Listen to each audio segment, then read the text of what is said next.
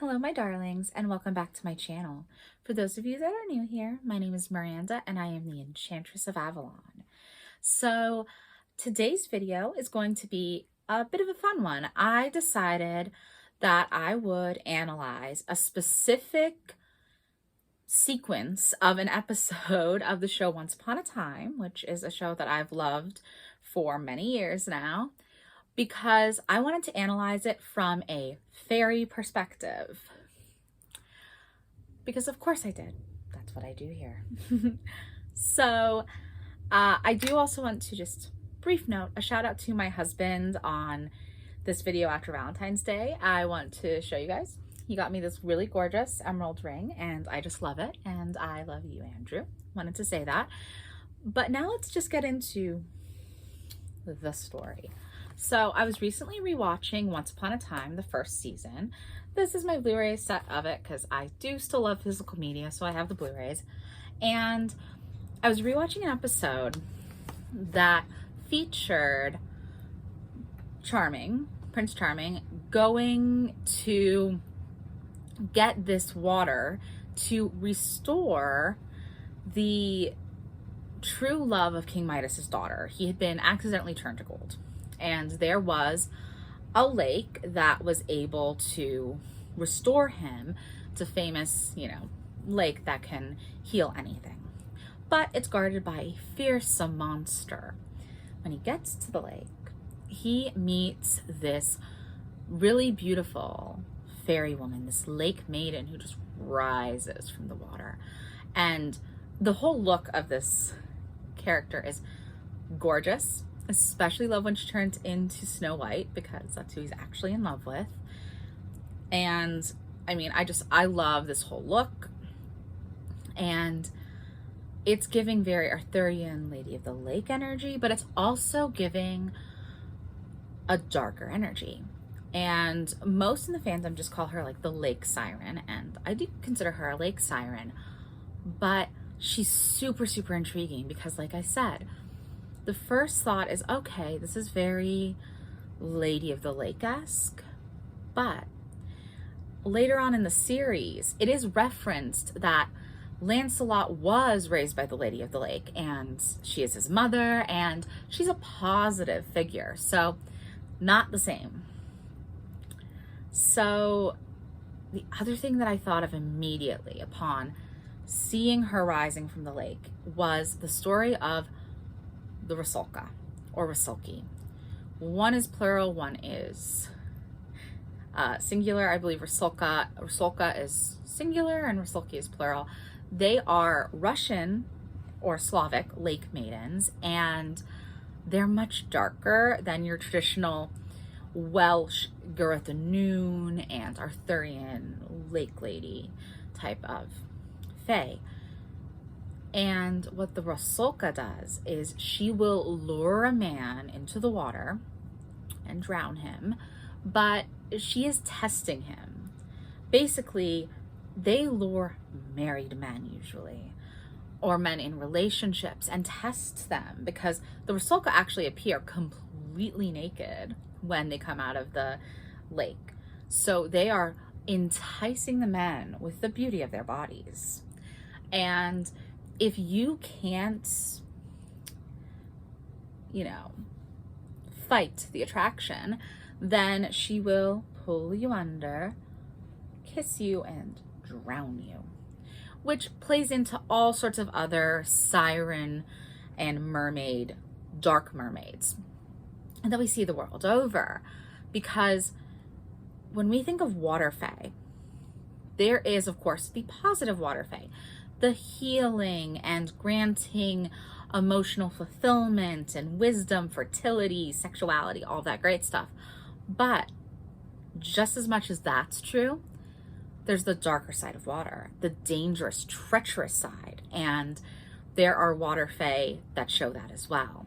And the Rusalka definitely is in that camp, but I've always found her really intriguing, because what I think she actually is a tester of trueness in love and of fidelity and monogamy and staying true to the person you are in a relationship with, which is a good thing.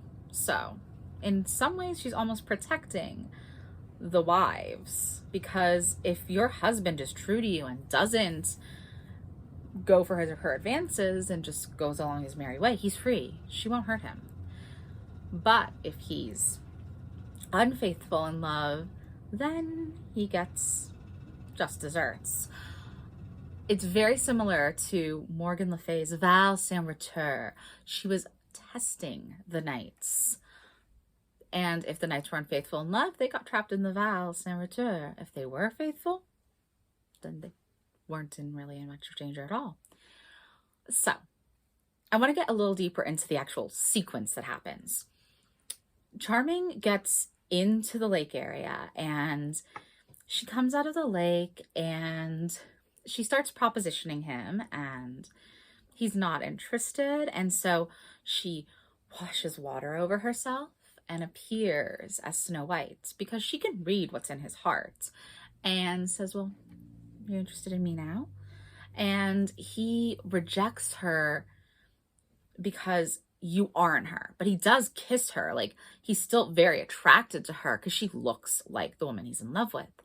But eventually he's able to reject her, and there's this whole battle. She still tries to pull him under the water, and eventually, of course, Prince Charming ends up killing this Lake Siren.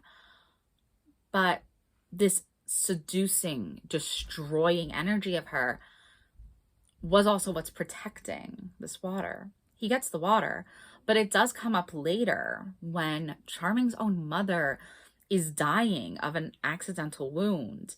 He and Snow and Lancelot, who has met them at this point, go to that same lake trying to get the healing water, but there's only like a little thimbleful left.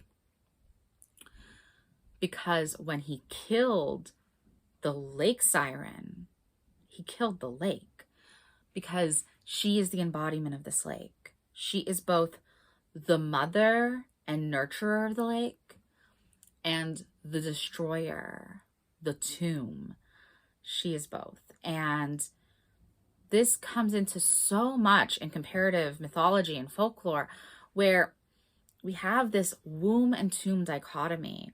You are the protectress and the mother, birthing this beautiful energy out into the world, birthing this child. But the mother is also the tomb. The earth herself is a mother, and she is where your body goes when you die. You're buried in the earth, or you're buried at sea. That's also something that happens in certain cultures. So the entire idea of that womb and tomb dynamic is present in these types of fairy lore stories. And I just think it is utterly fascinating when we dig in and we can see all of the different layers that went into crafting this really interesting take on a lake maiden. And I just could not get the idea out of my head since I watched this episode again a few days ago, because I've always loved the episode. I thought it was really well done, and I loved getting the closure that no, she never loved him either. They were very much in an arranged marriage situation, but she was more willing to go forward with it because the man that she loved was turned into gold. She never thought she could get him back. Every night she sent to try and get this magical healing water was killed. They all died. But Charming had nothing left to lose. He thought Snow White didn't love him anymore.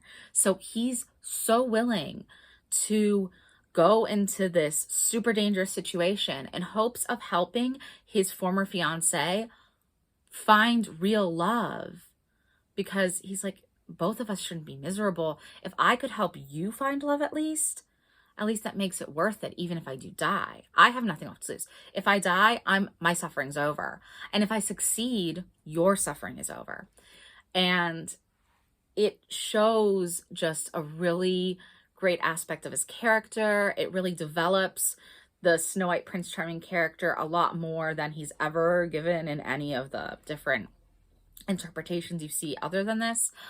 And that makes me really happy. It's a beautifully done episode.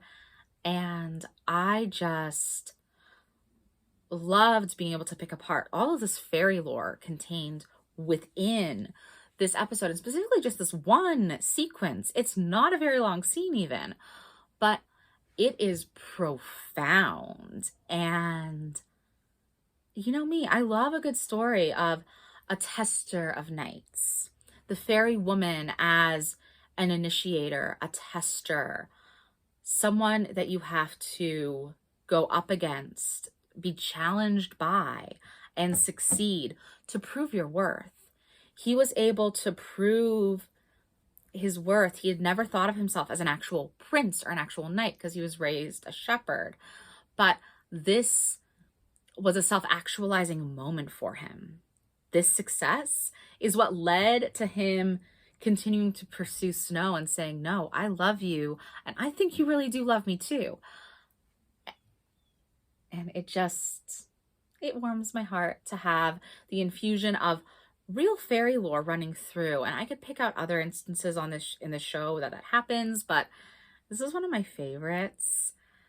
I mean, other than, of course, the Arthurian, the deep dive Arthurian stuff that comes in season 5, but it's very, very fun.